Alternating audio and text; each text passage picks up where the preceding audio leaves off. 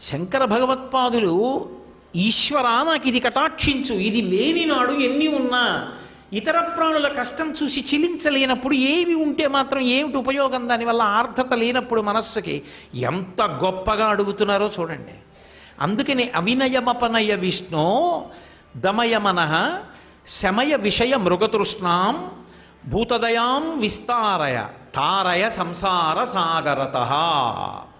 సాగరత అంటే సముద్రం. సముద్రాన్ని దాటడం ఎవరి వల్ల సాధ్యం కాదు. సముద్రాన్ని ఎలా దాటగలం? దాటలేము. తారయ అంటే దాటించుట అని. తారకనామము అంటారు. తారకనామం రామనామం, ప్రణవం.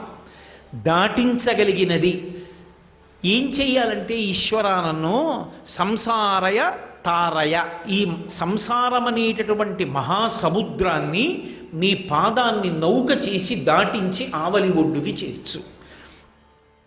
లక్ష్మీ నృసింహ కరావలంబ స్తోత్రంలో శంకరాచార్యులు వారు వర్ణిస్తారు. సంసారాన్ని సముద్రంతో పోల్చి ఉత్తుంగ తరంగాలతో, అందులో భయంకరమైనటువంటి జంతువులతో, సుడులతో, కెరటాలతో సముద్రం ఎలా ఉంటుందో సంసారము కూడా అలా ఉంటుంది.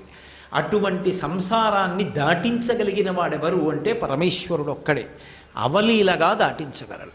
అది ఎంత పెద్ద సముద్రం అయితేని, ఒక్క నావ ఉందనుకోండి, ఓడ, ఆ ఓడలో కూర్చున్నవాడు యువతల వైపు నుంచి అవతల వైపుకి వెళ్ళిపోగలడు. పరమేశ్వరుని యొక్క కారుణ్యము, ఈశ్వరుని యొక్క అనుగ్రహము, ఇవే మనకి నౌకలు. ఆ నౌక సంసార సాగరాన్ని దాటించి అవతల వైపుకి తీసుకెళ్ళిపోతుంది.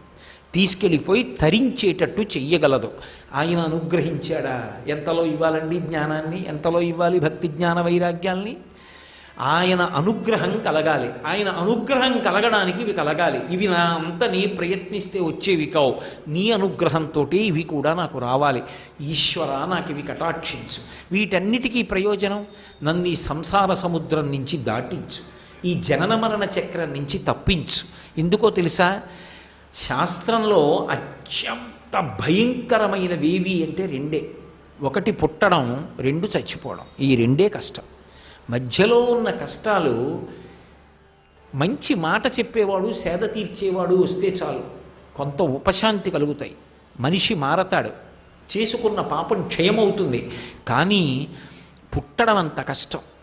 కపిలగీతలో చెప్తారు, అమ్మ కడుపులో పడుకుని అమ్మ కడుపులో పెరిగి పెద్దవాడవుతుంటే చీకట్లో లోపల నుంచి బయటికి రావడానికి మార్గం తెలియక ఈశ్వరుణ్ణి ప్రార్థన చేస్తే ప్రసూతి వాయువై తోసేస్తే అమ్మ కడుపులోంచి బయటికి వచ్చినప్పుడు పడినటువంటి బాధ, ఒక్కసారి అంత వెలుతురులోకి వచ్చి చూసేటప్పటికి చుట్టూ అంత పెద్ద పెద్ద ఆకారాలు కనపడుతుంటే తొండపిల్లంత శరీరంతో అమ్మ గుండెల్లో దూరిపోయి ఎంత భయపడిపోతాడో, అది పెద్ద బాధ.